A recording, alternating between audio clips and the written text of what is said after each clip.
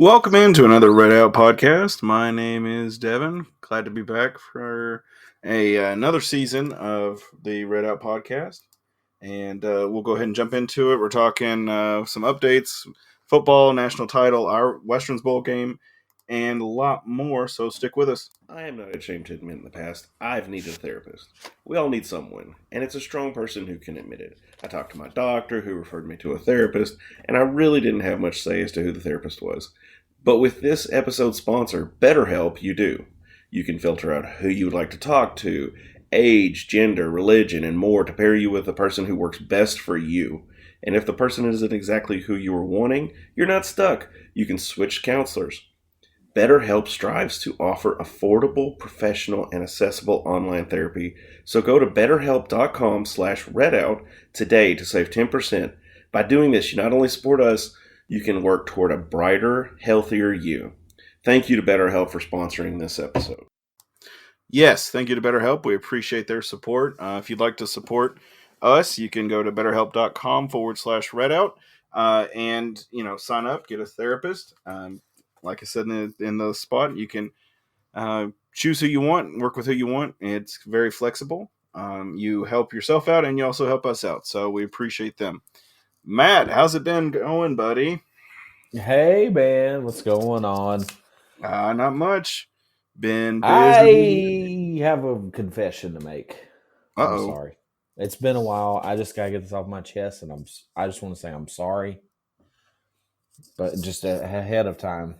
But I want to say on December 29th, Friday, the December 29th, the Lady Tops had a game against West Virginia State, and we had to figure out where we were going to go to eat. And I swear to Pete, my wife chose Zaxby's, and I did not. What I know. In the world is wrong? I was like, listen, we are not. This is going to take forever. Plus, I mean, it's Zaxby's, and it's the location right next to Western, so they're probably going to piss in our food. I'm what a nightmare. I can just picture you were like Devin can never find out about this. Yeah, I listen, man. I felt so guilty that I needed to say that the first thing out of the gate, just to get it off my chest, so we can have a good podcast. Because I didn't want that guilt. Oh no, that cloud of guilt hanging over me. I respect that. I appreciate you. It was poor service. It was really slow. We almost were late to the game. It was nice having you on. Let me kick you off real quick. No, I degraded you a little bit. I'm just messing with you. Anyway. If you want to talk to yourself for an hour, that's fine. I'm married. I'm used to it. Anyway. So, I didn't say play with yourself. I said talk to yourself. First thing I have got to mention, I did not see this until I pulled up ESPN, was that Nick Saban's retiring. Yes. Yeah, I saw that too. I was wondering if you knew about that. I actually started doing some show prep like 20, 30 minutes ago, and I have gone down a rabbit hole on this and just got totally unprepared for anything else. Well, yeah, because I mean, it's just one of those where you're like, oh my gosh. Yeah, that's huge. So, yeah, I mean, Western plays them next year too, so that'll be interesting if they're the juggernaut that they were, or if we actually have a prayer. So, who do you think goes to Alabama? Oh gosh, I don't know. It could be Lane Kiffin. That would be. Well, I mean, I know he's in the SEC West right now, but I mean, he was at Alabama as a coordinator. Yeah. And he's kind of reached his ceiling at Ole Miss. Like, it's really hard to win at Ole Miss, and the guy's pumping out top 10 teams. Yeah, which I can appreciate that. I'm just saying that would be one of my top candidates. Like, he's been there before, like he's a big name. I mean, there's not. I don't know. There's a limited list of people that you feel like would be worthy of following up Nick Saban. Yeah, I don't, and it's a tough. It really is a tough one. I mean, I'm not even. I think it's a hire that you got to get right out the gate because Alabama fans, similar to Kentucky fans, are not going to put up with that. Yeah. Excuse me, I've got a cold. Look at how often Auburn fires their coach. Like, if Alabama's doing anything but winning 10 games, like they're going to try to run the guy out of town. Yeah. Oh my God, we haven't even made it to a national title in a year. Yeah, like Alabama loses 2 games in a year, and they're like, "Well, I think Saban's lost his touch. He's only got 6 national titles, and we got 14 overall, so we don't need him. They paying him too much. He ain't doing nothing. Yeah, he's just farting around at his BMW dealership in Nashville. His wife. Duck commercials. Okay, I don't know if you remember this or not. Do you remember a few years back they had that whole scandal where Saban's wife was in Dallas, and they were like, "Oh my God, he's leaving Alabama. He's going to coach in Dallas," and blah blah blah blah blah. That was the funniest thing for me. It was like, why would he leave?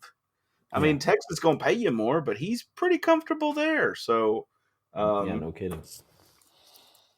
But yeah, that was a big scandal a few years back, and it was just like that was completely wasted. But I guess the biggest thing, Western news wise, was the bowl game. I mean, we had Poor Turner. We had Poor Turner since we talked. We've had a lot. The Poor Turner Helton was God bless kind of beaten up a little bit. I'm not going to run him through the muck because, I mean, he's a freshman, right? Or sophomore? I mean, he's a young kid. Yeah, he's a young guy. And this is his first start, really, against a collegiate team. And he had a rough start. He really did. And I'm not going to run, Austin Reed through the dirt either. That was his decision to make. I'm just wishing him the best in his professional career, and I'm hoping everything goes well for him. But the big story is Caden Veldkamp, Warren County, South Warren standout, right? My boy. Yeah. Brandon Smith taught him everything he knows. That's right. Evidently, because the kid went off. 40 for 52, 383 yards, 5 touchdowns, 1 interception. So he did amazing. Before the game, rumor was they were going to move him to tight end because he's like 7 foot tall. So there's that. But you know, I can't. That by the way, that just kind of blows my mind that they really were trying to keep him at tight end. Like he's a legit prospect that could turn into something. Why would you want to move him around? I mean, he's built like a tight end in their defense. Yeah, and he's a good runner. And 235 pounds. Mm-hmm. Well, and I actually heard from a source, like somebody close to the team, whatever, not directly on the team or anything, but like that the impression of Caden before the game was like he's a little scared to throw. He's kind of lost his confidence, whatever. And I'm like, okay. And then he's the backup in the bowl game, and it ends up, Turner gets beat up, and then Caden comes in, and I'm like, well, this is probably not going to go very well. And then he does that. Right? Yeah. But like everything I've ever seen from him, like in person, the way he carries himself, whatever, like I've always been impressed with him. And the kid definitely has an arm, and he looks like a prototypical quarterback. And then he's 6'6", and he runs like a deer. I mean, he's an impressive specimen, like in terms of, especially at Western, to have a 6'6" guy that can run and throw. That's like if he could develop into something real, that's kind of like a pro prospect type of player. Yeah. But obviously you got to see all that development happen, he's got the height. And evidently he's able to handle himself under pressure. I mean, there's a lot of things going on here that, he can honestly do really well. I regrettably did not get to watch the game because I had to work because they scheduled a flipping bowl game at 2:30 in the afternoon. Sorry. That's true. On a Monday, right? On a Monday. Yeah. Like, who gets to watch a bowl game at 2:30? East Coast USA time. Yeah, and the frustrating thing for me is I have scoured the internet and have been unable to find it anywhere.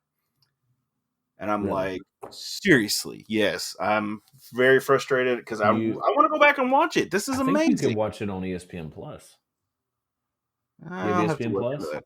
I do. I think you could I'll watch have it. to look. Well, I checked Hulu, and Hulu's junk. Hulu is junk. I tried to Bunch check of it to see crap. if it was on there, and it didn't. It didn't do it. I don't know if it just didn't record it or what, but it didn't do it. So Might as well call it hoodoo. It's just a bunch of hoodoo. exactly, it's a bunch of junk. Ain't worth junk crap. Bunch of Try not junk to jack. cuss on this podcast, first one of the year. Good lord. Just Anyway, say wordy words. I know, but I mean, Western won the bowl game. Congratulations to the Tops. Really proud of them. They did really well. How about the comeback? Obviously, that's a big I mean, thing there. I mean, the 28 greatest nothing. thing in the history of the world is ODU's fans' faces watching Western go freaking nuts on that field. That's all I'm saying. I was so excited about that. I saw that and I was like, oh my gosh. Honestly, I think I checked the score earlier in the day, and then I got home from work and did all that stuff, and dealing with a kid and everything, and then I checked the score again, and I was like, holy crap, man. 38-35 in overtime, and we won it. Because, I mean, we were down pretty good, if I remember right. It's 28 to nothing. Yeah. Yeah. So, poor ODU has got the Atlanta Falcons luck, right? 28 yeah, right. The 28 to 3. Yeah. Yeah. It was, I mean, it's just so typical. Like, you think about all the times that we played ODU in football. The one time that they beat us was when Sanford, A, didn't have a clue what he was doing, and then B, we literally had to crap ourselves at the end to even give them a chance. And that was their one win that they've ever beaten us. We spotted them 28 points in the bowl game, and then we came back and really had a chance to win in regulation if we wanted to, and ended up winning in overtime. And it's just so typical against ODU. At the start of the second quarter, it was 28 to nothing. Mm-hmm. It was 28-7 at halftime, I think. I think we scored. Yes. That's what I was just about to say. And Caden Velkamp came in, scored a quick one, 28-7. And then apparently him and Dalvin Smith are like the best of buds ever. That's all I'm saying. Because, let's see, Dalvin Smith got 21 points, basically. 2 targets, so... Oh, yeah. Did you see those catches? The one-hand catches? One of them was bad. Oh, well, okay. You want to know where I saw... I'll tell you where I saw my highlights from was the Pat McAfee little clips. Yeah. Dude, Pat was a Western fan on that night. He loved everything he was watching, and I was so excited watching that. Yeah. Dalvin got a couple good one-handed grabs. I mean, the first one was incredible. It was like the the Odell Beckham thing where he kind of reaches up over and snags it out of the air like it was nothing. And then the second one was like superhuman. Like he's running and Velkamp throws a bullet like 2 feet over his head. He just calmly picks up his hand and catches it backwards, and then just tucks it in, and didn't lose a single bit of speed. I mean, it was like he was a freaking robot. I don't know how he did it. And then he makes it to the corner of the end zone. Like, it was so amazing. It was the smoothest, incredible catch I've ever seen. So much fun to watch, though. I mean, those two. I'm hoping Velkamp is coming back. Is Caden coming back? Do we know? He unless he changes his mind, he has decided to come back. Woohoo! So he was in the transfer portal. We've told him that we want him at quarterback, and he's got a chance to fight for the starting job next year. Which is and so Dalvin exciting. Smith will be back too. Great. Honestly, those two are a great tag team, and I cannot wait to see how this goes. But definitely starting in the second quarter, Western scored, or ODU scored first, Western scored third quarter, Western scored, ODU scored, and then it was all Western for the rest of the game. And that is amazing. 19 seconds to go in the game, and Velkamp throws to Hutchinson, and then we're going into overtime. Yeah, on fourth down, 15-yard pass for a touchdown. So amazing. 19 seconds to go in the game. That is amazing. And I am so just, I mean, honestly, the year, I mean, I guess if you want, we'll do a little quick wrap up of what we thought of the year for Western. But, what were your thoughts as far as WKU football season? Yeah, I mean, there's several ways you could look at it. I mean, obviously, it felt like it should be the dream season this year. Like, you had everything coming into place. There was no, like there was a star at every position. Like, you had somebody all conference predicted preseason, literally at every position group. And you had some of them were multiple and stuff. You had some positions that you knew were going to be solid, and then there were some that you kind of wondered, like, okay, hopefully somebody steps up, but we should be okay. We've got a superstar in there. You just need somebody that doesn't absolutely suck, right? Mm-hmm. And we should be fine. And as soon as the season started, you realize, like, God, there's a bunch of injuries going on here, and then there was some adversity, and then the offense doesn't look as strong as it probably should, and whatever. And it was just really frustrating the whole season. I guess ultimately, like, big picture, we had so many injuries. I talked about every position group had a superstar in it. Every position group also had an injury in it this year. Mm-hmm. Like, if you look back, every single one, or they had some kind of eligibility or something. Every single position group, from your long snapper to your quarterback, whatever, somebody had to sit out for some reason. And so for us to be able to ultimately win 8 games and win a bowl game, like, I think it was enough that it wasn't a disaster. Like, you salvaged what you could. I think if we had lost the bowl game, it would have felt a lot different. But winning the bowl game, I think it salvages enough that you're able to move forward and not, like, lose a ton of momentum. But there's also that part of you that's like, God, when could it be more perfect than this year? And it didn't happen. And that's the frustrating part, is, like, they had their chances even with all the injuries. They still couldn't put it together, and there was just everything went wrong with this team, and you still won 8 games. Yeah. So I don't know how to feel, but it's slightly okay. I agree. I think a lot of our problem is the hype. I think a lot of our problem was the hype this year, and I think a lot of people were hyped up to the extent that I don't think the team could have lived up to it.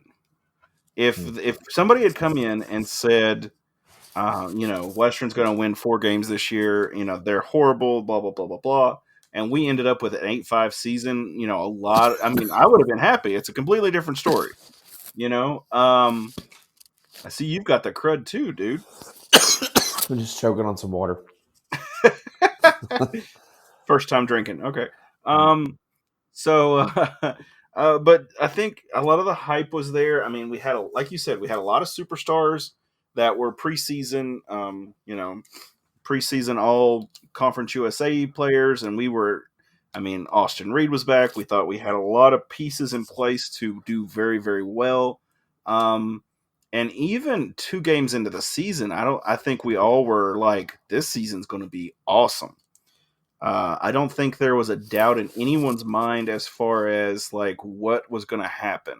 Because we thought, at least in our minds, we thought everything was going perfectly and Western was going to win out. We'd win the not national title anyway, but we'd win Conference USA title and the Group of 5 and all that. Yeah, we New York 6 Bowl, and we'd be on. They'd meet the president and all that stuff. But anyway, and he'd talk about Jackie Robinson. Sorry, side part. Anyway, it's just. I think there was a lot of hype there, and I think once the injuries started coming in, and, like, when Austin Reed lost a lot of his targets, he was unable to continue. He was being shut down. One of those games, he had his top, like, 6 guys out. Yeah. How are you supposed to throw to your seventh best receiver Yeah, as now your starter. Like, yeah. They're. I mean, it was almost. it was It was like ludicrous. they were getting receivers from Lowe's. I mean, it's like, where are you getting these guys? Oh, you can Um, reach the top shelf. yeah, Come yeah. out here. Come on, dude. It's like, if I throw this a little high, can you catch it? All right, good. We're good. All right, let's go. You're coming with us. Can you walk? Our receivers can't. But like, seriously, like, I mean, there were so many games where there was a lot of receivers injured. There was, I mean, receivers, running backs. I mean, you didn't know who was really going to play, and Helton is not going to tell anybody who's going to play. Heaven forbid the other team has an advantage and knows who's going to play. But Right. we, Because that I mean, sends the right message. I don't think anybody saw. I don't think anybody foresaw that Liberty was going to be as good as they were.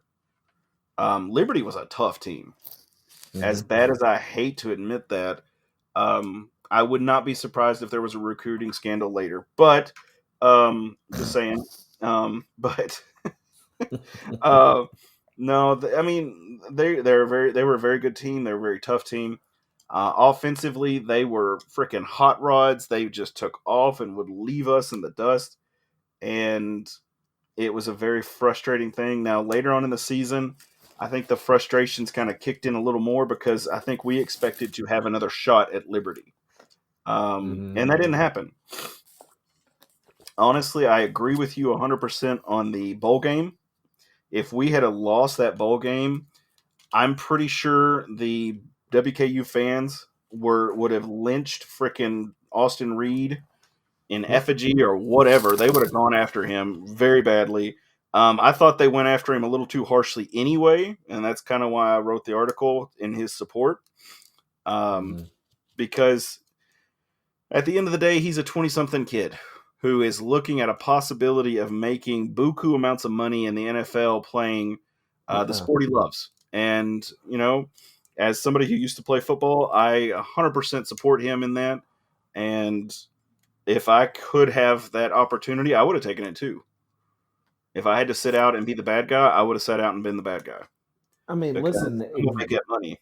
Ultimately, like we pretty much know that he had some kind of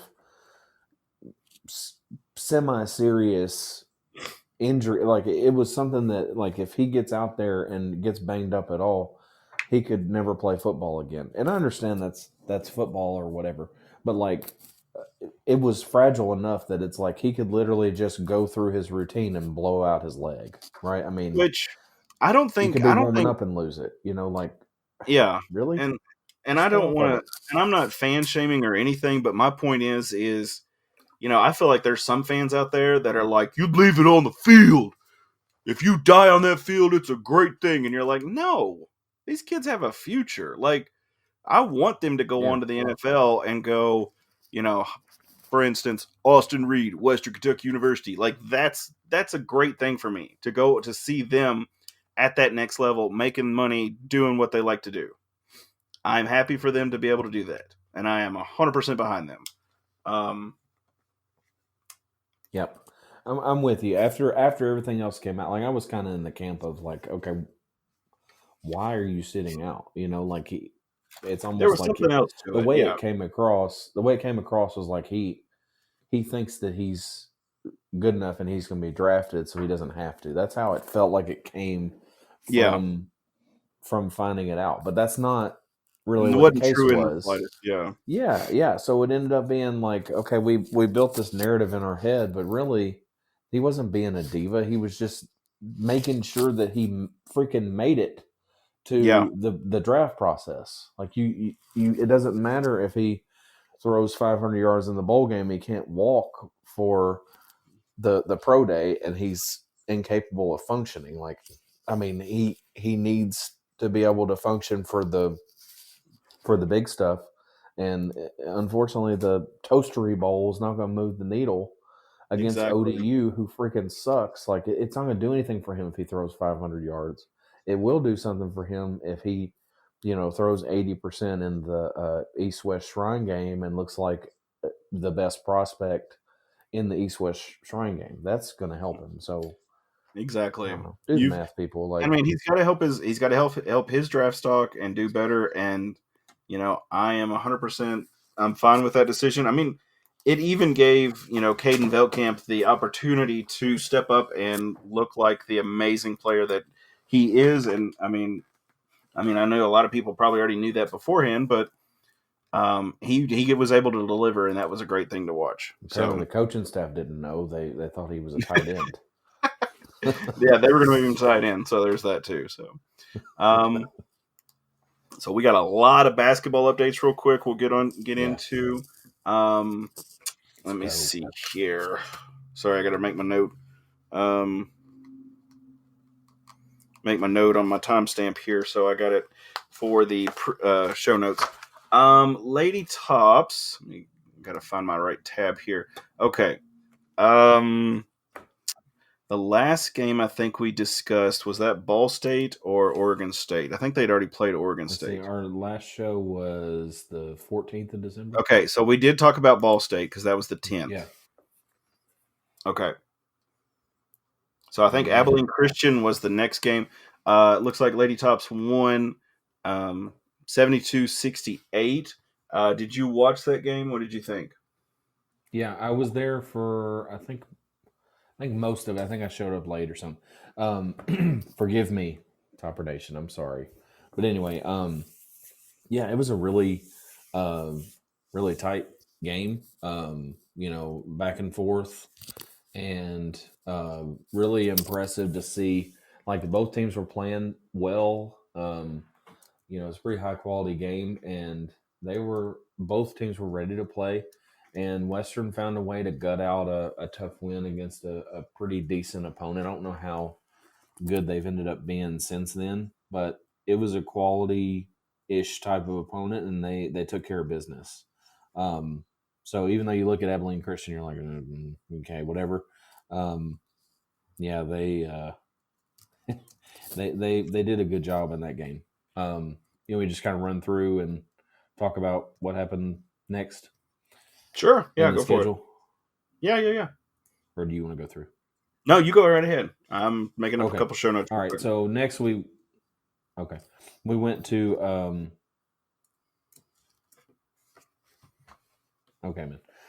So the Missouri State Classic, we went to Springfield, Missouri, and we played Nevada.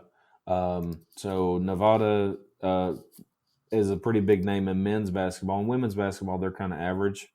But it was a nice, again, going on the road to a neutral site, randomly in the middle of December on pretty short rest. They played 2 nights before, and they played this game really early.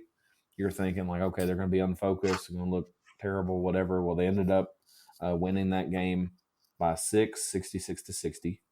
And then they took on Missouri State, who is pretty decent. And this was at their place. And they were down most of the game, and they ended up only losing by 1. They made a furious rally right at the end and almost took the lead. And so, you like to see the fight.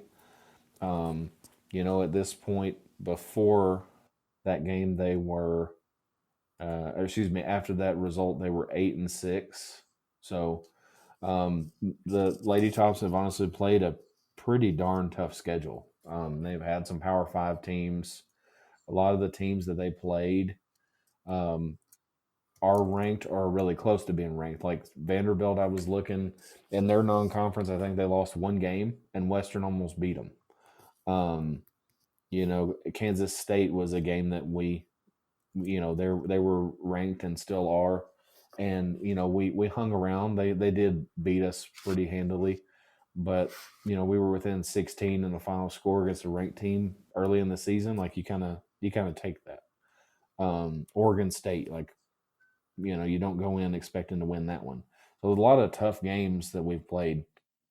And I thought they had some good showings throughout December. Then they went and we played West Virginia State back at home in Diddle.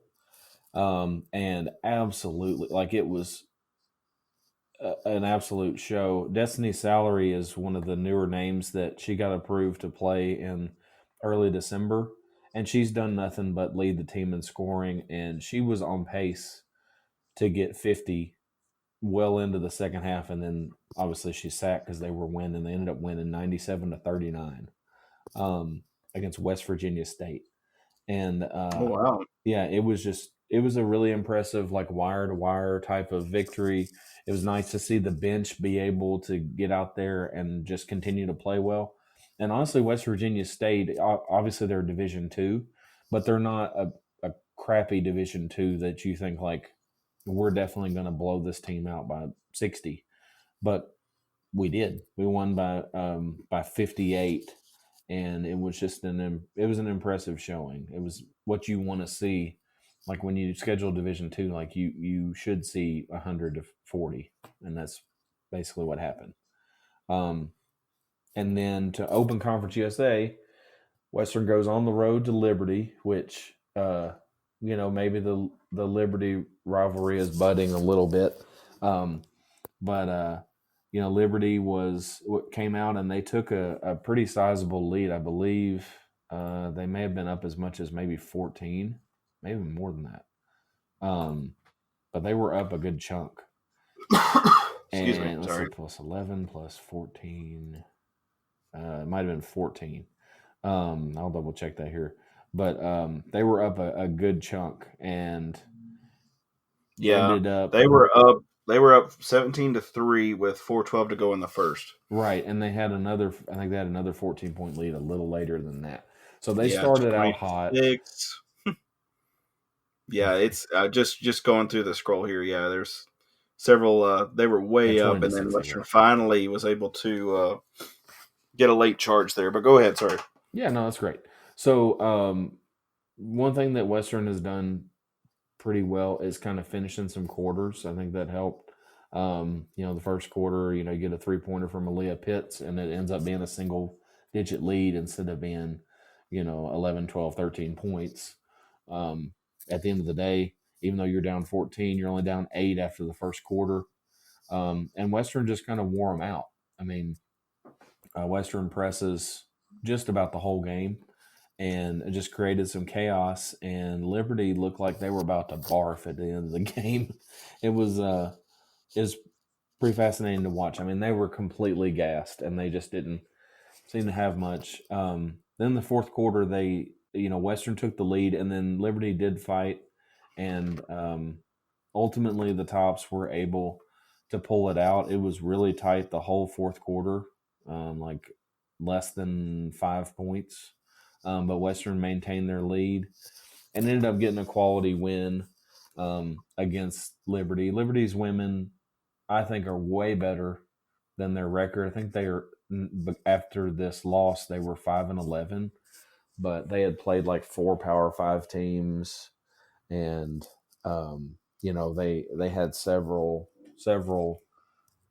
quality losses, so to speak. And they had this huge girl, 6'6", last name was Smuda, Bella Smuda, and my Lord, she's big and she's good. I mean, she can really play, and she's their leading scorer. And we did a great job. Odette Betancourt just absolutely gave her all kinds of problems. I mean, she couldn't really get shots up.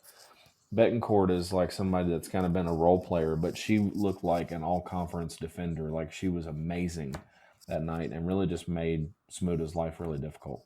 And so I think, like, the Lady Tops have put themselves in a position that it really looks like they could contend for Conference USA title. That was one step. They play Sam Houston tonight, and they actually should have just tipped off. So I'm interested to see how they play tonight. They should beat Sam Houston. Right now, they're 30 seconds in, and there's no score. But anyway, yeah, so I just pulled it up just to see. I really think if you're not paying attention to the Lady Tops, pay attention. They have a really good roster.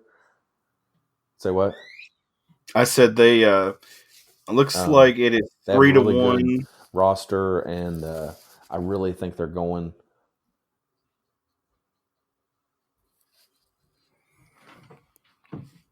Sam Houston's up 3-1. Sorry. Okay.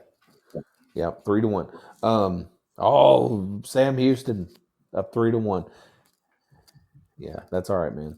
I don't know if I'm breaking up or if you are or whatever, but anyway, I think, Topper fans, the guys are obviously doing really well, but the ladies also deserve some attention because they're a quality basketball team and they've really got some pieces that, like they really gel well together. Um, I really think that they could do something this year, and I'm making plans to try to go to Huntsville. Whoa. I'm pretty sure I'm probably going, and we're going to go down there and we're going to win us some championships. There we go. That sounds Yay! exciting. So go Lady Tops, man. Matt Take them is out for going real, dude. because he is a They true deserve fan. some That's support. right. And Collins getting it done finally. So Dude, it's a blast, it is. man. If you have never been to a conference basketball tournament, you gotta go. I was gonna say I'm gonna have to make time and go to one of these. But yes, I mean, it is. I mean, it's great to see the Lady Tops doing so well. You have to, man. It's in Huntsville. Like, it's really not that far. Yeah, yeah. That sounds great. I'd love to do it sometime. Wait till my daughter gets a little older, and I'd be glad to take her with me. So that'll work out perfectly. Well, I mean, she does like doing some things like that, so she may enjoy watching like a Lady Tops conference, or even making a couple games once she gets a little older.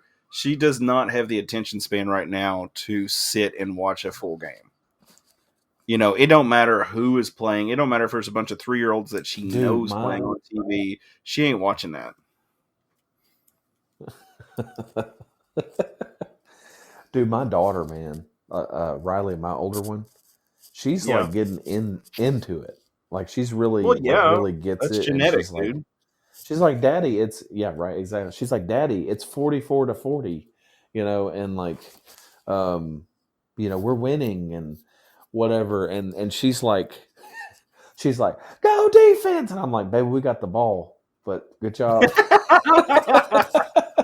You're like, we do not cheer for Sam Houston in this house. Yeah, what is wrong with you? There will not be any bear kitty cat cheers going on in this household.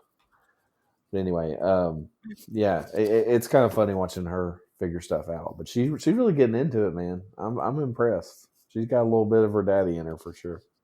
I was going to say, there's no denying that kid, especially with the Western cheering. I can't wait till she gets old enough and paints her face and all this, and you two go to a game. That'll be funny as all get up. Look, there's a father-daughter with their chest painted.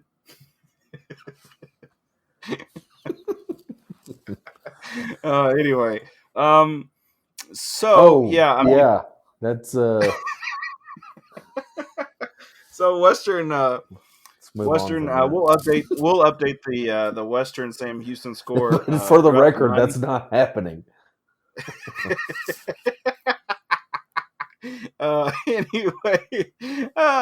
Anyway, so Sam Houston, we'll update that score throughout the night, and I will post the updated score towards the end of the episode. For those of you watching on YouTube or any of the other outlets, I'll post the update on there so that you can see the score. But Western currently playing Sam Houston, score is 10-7 right now. And then Western will be playing Jacksonville State. Or the ladies? Ladies right now. And then dudes, dudes are got going on too.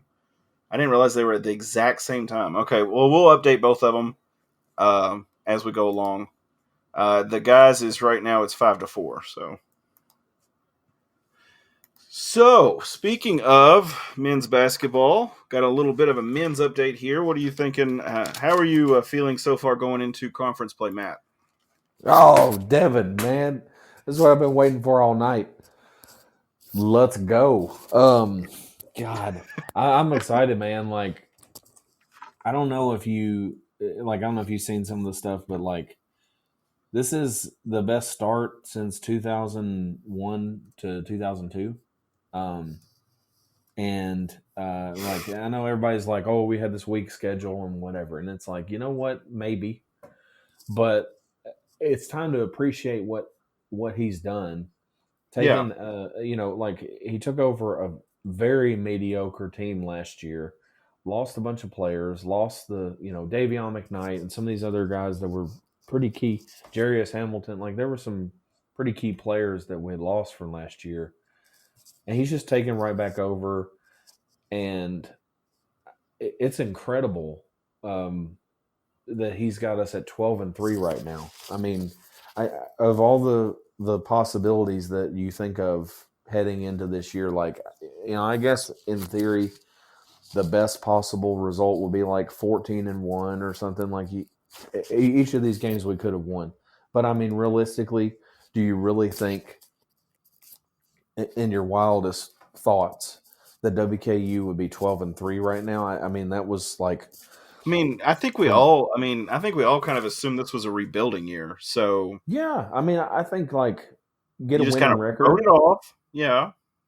Yeah, get a winning record. Well, now if we get a winning record and that's it, and we don't reach 20 wins, something just exploded within the team. Like something disastrous just happened. Like we've got to raise our expectations to like this team's going to win 25 games.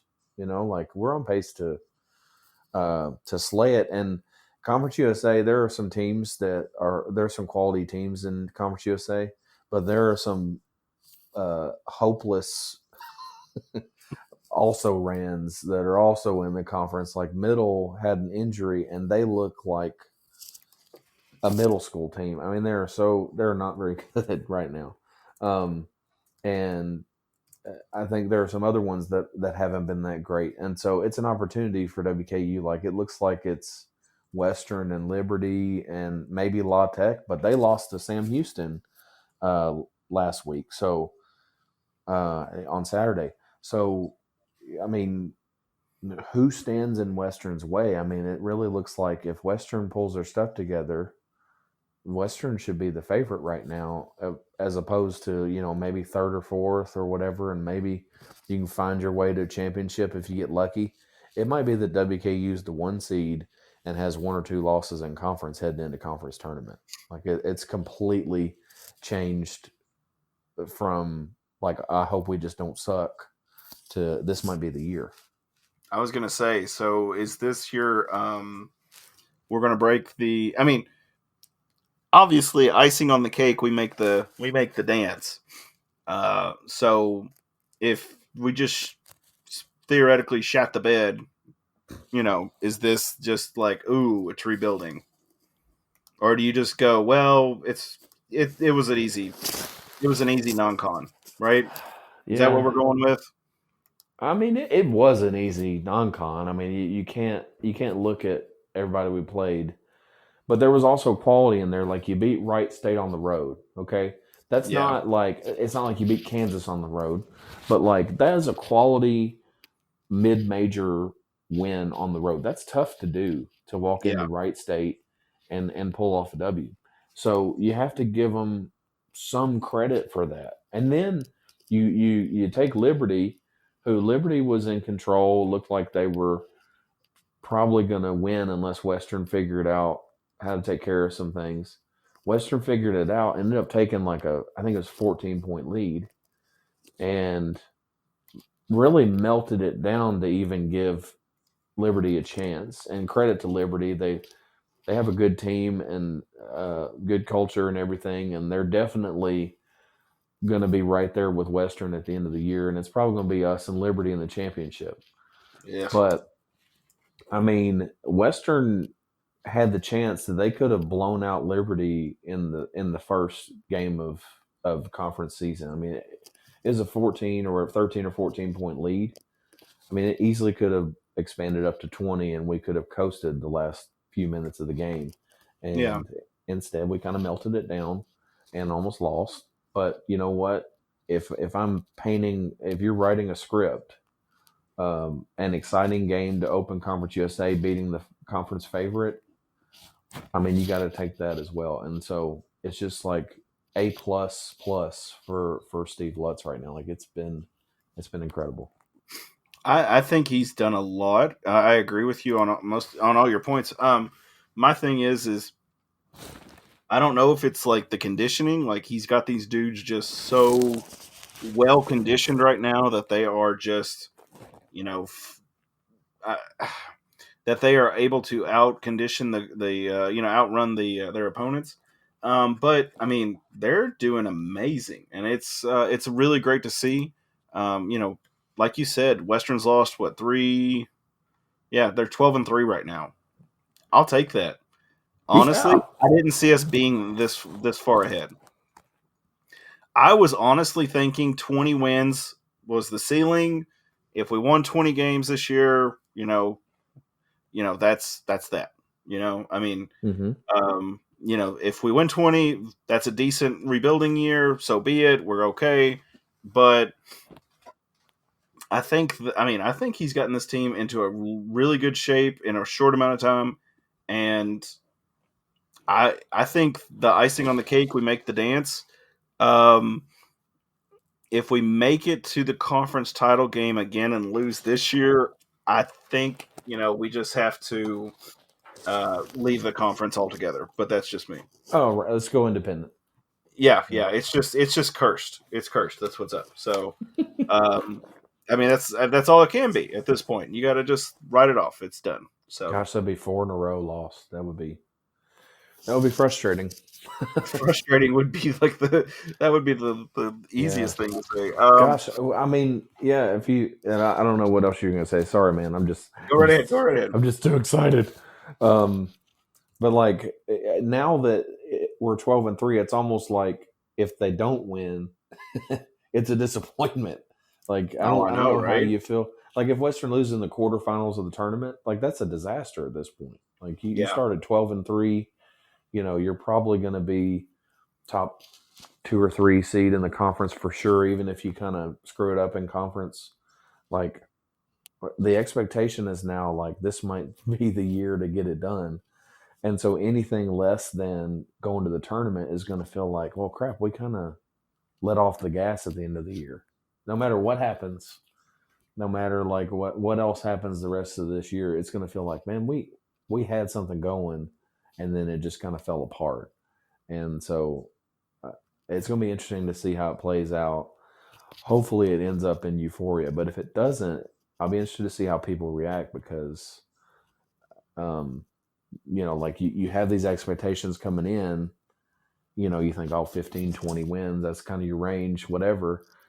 And you already have surpassed that to where like you need to win half of your conference games and you exceed expectations coming into the year. And you're in January and you're already at 12 wins, like, it'll be fun to see what happens the rest of this year. Yes, man, it's incredible. It's exciting.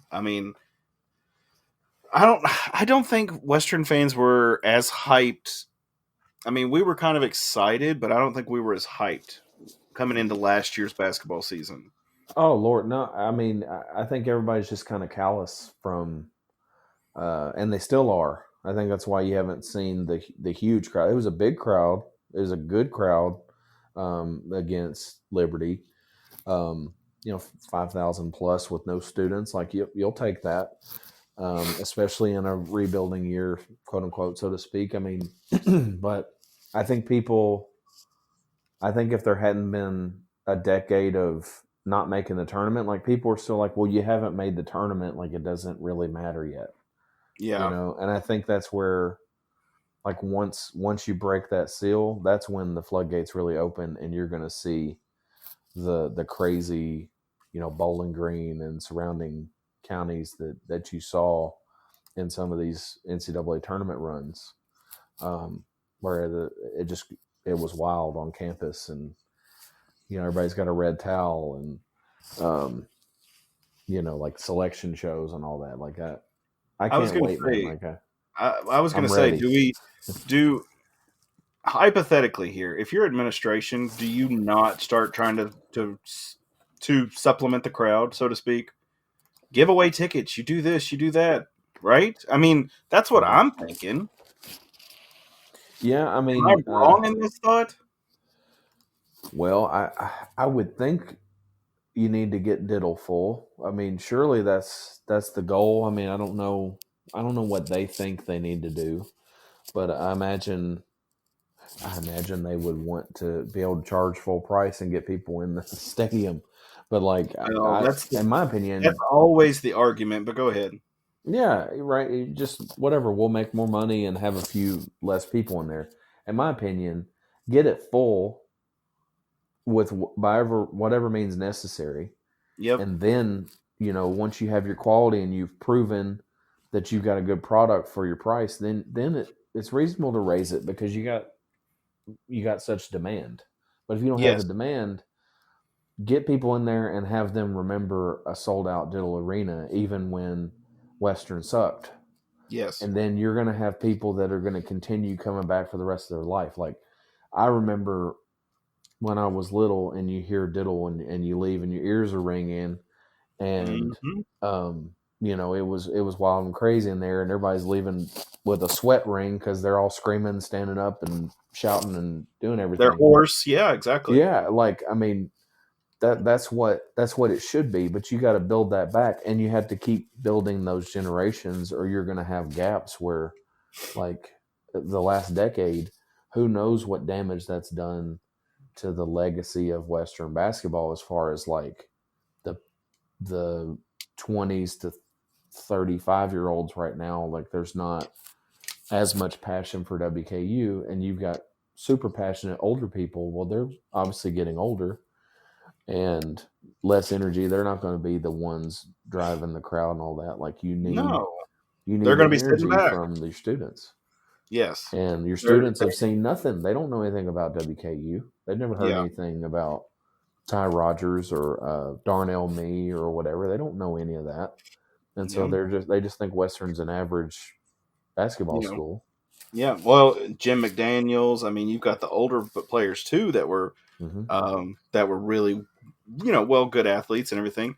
I mean, Carlisle, Towery. Well, Jim McDaniels got Western to their first Final Four. I mean, if you count it, since it was taken away. But you watch your mouth. But no, like, I still count it. You support Austin Reed, but you don't support Jim McDaniels. Hey, I support Jake Omer. You watch your mouth. Which, by the way, I think, what they say, he's going to Australia or something? Australia, yeah. So congratulations to him. Glad he's having some success there. But they called him a stunning guard or something like that. Like, what does that mean? Yeah, he has. He's stunning. Like, he's good looking. Yeah, they think he's hot. I mean, some of these boomers probably thought so, but no. Jake Omer was always he was entertaining for me in the kind of like somebody who just is very goofy and just does whatever they want to. That's kind of how he was to me. Not really like on the basketball court, but just with the boomers. The boomers loved him, and it was always the go-to for them, Jake Omer. So it was just always Jake Omer. Why won't you let him play? We're gonna have to loop in Alex for the pro tops on that though. We have got to get more Jake Omer coverage. Yeah, and then Paige Briggs in Omaha. There you go.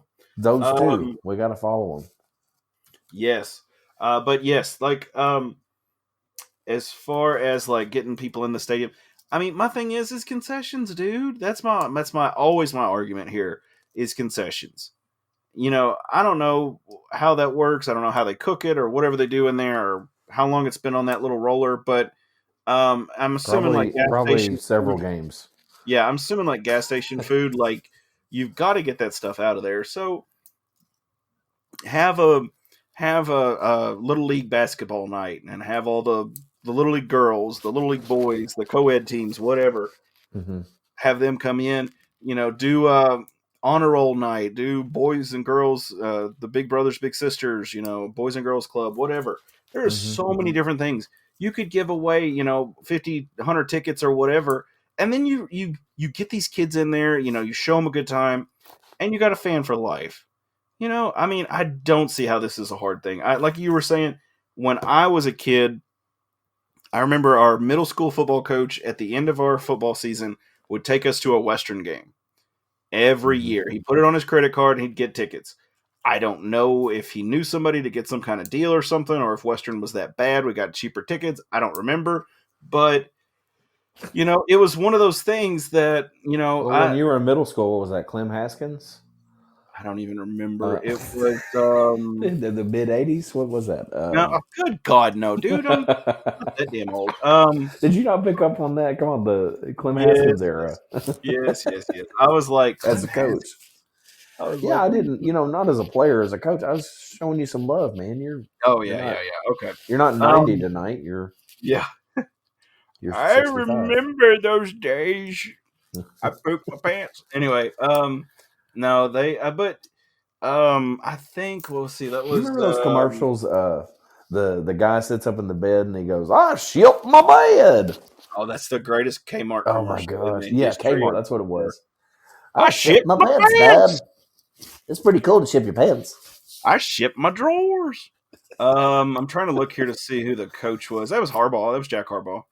Because it would have been like the early 2000s, right before they kind of, I won't say got good, but it was right before they were like amazing. Does that make sense? Yeah, so middle it school, late 90s. Because I remember watching the national championship game on TV, just randomly, just flipped to ESPN. It was Western versus Chattanooga, and I was like, "What the? How did this work out?" McNeese State, Devin. Know your Hilltopper history. Was that McNeese? Okay, it was in Chattanooga though. Okay. I knew. I knew there, brother. Oh, was you really? That's hilarious. Yeah, it really was. Yeah. We were fans the whole time, man. That was when we were in Nashville, so it wasn't that far away for us. Yeah. So, but yes, I did remember. I mean, of course, I was literally just flipping through the channels and it came on, and I remember watching that, and I was like, "That is amazing." Of course, at that point, I really didn't have any idea what college I was going to go to. I think I was probably like a freshman in high school, so I wasn't even to that point yet. But yes, you've got to get kids in this. You've got to get kids in. You've got to get, and I'm saying kids, high school age, middle school age, whatever. You get them in there. Guess what? They're hungry. Those little munch, whatever, they want to eat something. Okay. So you get them in there. You get hot dogs, you get some pizza, whatever. And it is not hard to get them interested. I mean, you could always do, pay adult ticket and a kid for free. The kid's going to eat. They going to eat. They want to eat. I remember one of my uncles took me to a Western basketball game. And he came back to the dropped me off at the house after the game, and he told my parents, he was like, he eats a lot. I was like middle school, elementary age. He's like, he eats a lot. And I was like, oh well, but kids are going to eat. I mean, so you're going to make money in concessions. So I do not support the argument that Westerns, people who buy season tickets, they get mad. Okay, they get mad. If they don't like it, drop your season tickets and go on someplace. Where are you going to go? Rupp? Go on. Go sit there with the rest of the fuddy duds. We didn't want you anyway. The cats. Go Cates. Yeah. So, but yeah, by the way, side story right here towards the end of the episode. My wife's family, we do Christmas 2 weeks after. So this past weekend we did Christmas with them. So we're sitting there and not Western, good Lord, UK was playing Florida, and they're having such problems with their internet right now. But the internet kept buffering, and they were watching it on like Spectrum TV, the app or whatever on the TV. And like, it was buffering so bad to the point that it was like a 10-minute intermission between each time you'd watch the game for about 30 seconds. And then it would buffer, and you'd be like, we'd be walking in and out of there, you'd walk by and you'd be like, hey, it says it's 38:43. And, of course, my wife's aunt is just, completely blue. Loves UK. And she's like, who's up? And I'm like, Florida. Damn it. But then she'd run in there to watch it and it'd start buffering, and it was the greatest thing for me. I was just laughing the whole time to myself because I thought it was so funny. But again, just a real quick recap here: Western is playing Sam Houston. The men's score is dagnabbit. Tied at 19 is what I saw just a few. I clicked the wrong one. Ago. Sorry, I clicked February 1st Sam Houston game. Yeah, that doesn't do you much good, does it? Yep, there is 7:24 to go in the first half, and it is 19-19. That game is on ESPN Plus. I'm not going to do you a lot of good tomorrow when the episode drops, but you can catch most of the Western games there.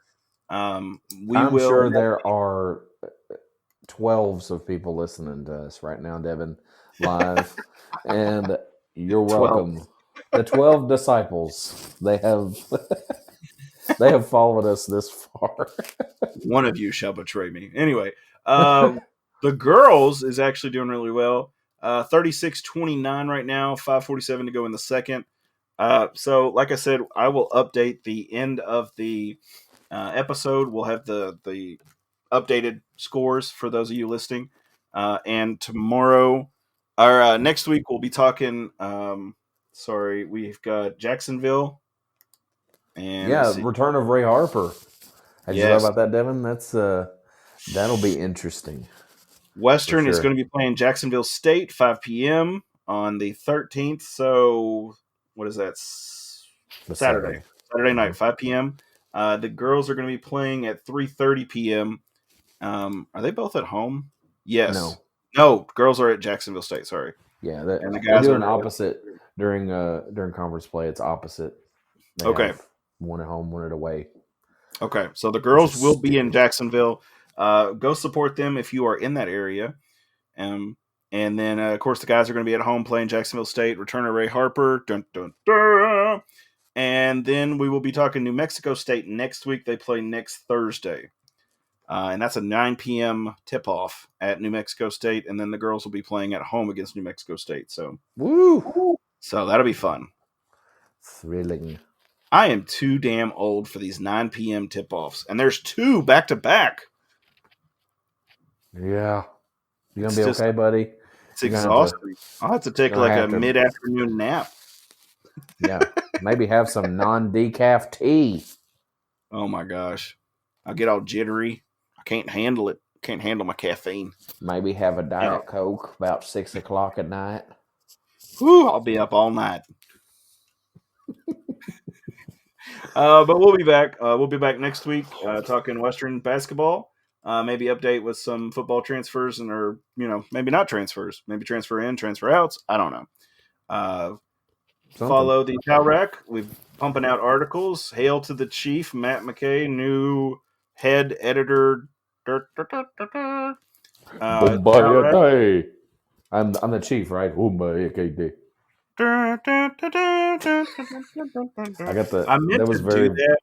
thought about racist. What? That's the presidential march. Oh no, I was doing a Native American impression. I was talking about me. I was like, what the so check back next week. We'll be back with you then. And follow the Towel Rack. They're pumping out articles left and right because if they don't, Matt is going to smack somebody around. But is that the impression I'm leaving in the chat? I'm a slave driver. Yep. It's a sweatshop over there. Just watch out. Definitely check back next week. Like, share, and subscribe. We appreciate your support. And as always, guys, go Tops. Go Tops.